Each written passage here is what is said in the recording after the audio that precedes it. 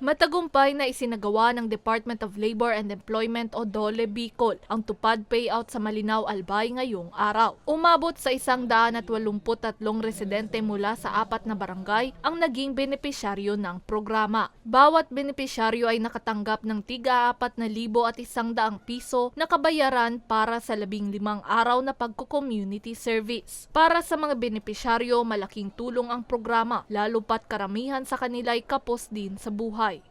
Maraming salamat po kasi dakulaon po initabang asa may aki po akong duwa. Nakatabang po talaga sa kuyang dakula. Nining marhay makapang surusog po sa pangaipome. So iba man po na kapwa ko po talagang naghihikaos. Talagang malaking tulong po ito sa pagkabuhay po. Sa pamilya ko, mga kulang sa mga anak ko, pwede akong pamili-bili. Pagdating ng pasokan, meron silang gagamitin. Sobra-sobra pong tulong sa maraming taong naghihirap, lalo na dumarating sa ating may mga kunting alamidad, di ba? Katuwang naman sa isinagawang payout ang Ako Bicol Party List na patuloy na nagbibigay alalay sa mga programa ng nasabing kagawaran sa rehiyon.